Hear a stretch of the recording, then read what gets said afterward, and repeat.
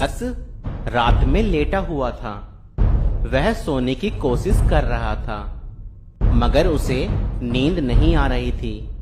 वह करवटें बदल रहा था कि किसी तरह से सो जाए, मगर उसे नींद नहीं आ रही थी। फिर वह अपने बिस्तर से खड़ा हुआ और कपड़े पहने और फिर गाड़ी निकाली और ड्राइविंग करता हुआ दूर निकल गया। चलते चलते काफी दूर जाकर उसे एक चर्च दिखाई दिया। फिर दिल में आया, क्यों ना चर्च में जाकर थोड़ी देर प्रार्थना कर लूं, खुदा के वचन को पढ़ लूं, ताकि दिल को कुछ सुकून मिले। मैंने जूते उतारे और चर्च के हॉल में दाखिल हुआ तो मैंने देखा एक व्यक्ति घुटनों पर बैठकर खुदा से रो रो कर दुआ कर रहा है। वह उसे देखकर सोचने लगा, यह शख्स अकेला इतनी रात में चर्च में बैठकर घुटनों पर आकर रो रो कर दुआ कर रहा है। फिर मैं उस शख्स के पास जाकर बैठ गया और उससे इतनी रात में चर्च में बैठकर रोने की वजह पूछी।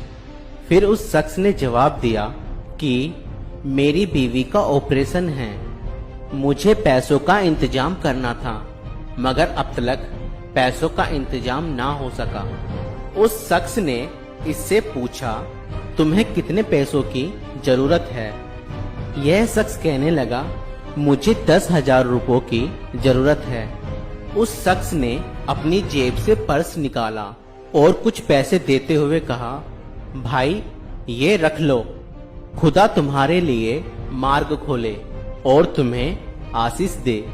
वह शख्स कहता है, जैसे ही मैंने 10,000 रुपए दिए, मेरे दिल में बड़ा सुकून हो गया और मैं सोचने लगा कि मुझे इस व्यक्ति की मदद करने के लिए ही भेजा गया है। अब अपना विजिटिंग कार्ड उस व्यक्ति के हाथ में रखते हुए बोला कि भाई तुम्हें जब भी मदद की जरूरत हो तो मुझसे बात कर लेना, मैं तुम्हारी मदद कर दूंगा। उस शख्स ने कहा, मुझे तुमसे बात करने की जरूरत नहीं है, मुश्किल समय में मदद के लिए मेरे पास एक बात करने वाला है।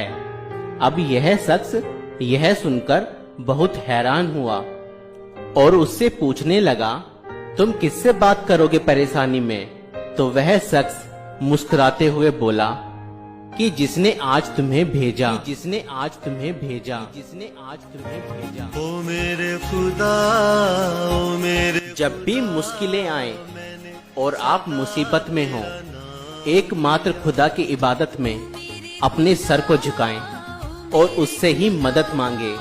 वह बहुत भला है, वह अवश्य ही आपकी मदद करेगा और आपकी मदद के लिए किसी न किसी को खड़ा करेगा।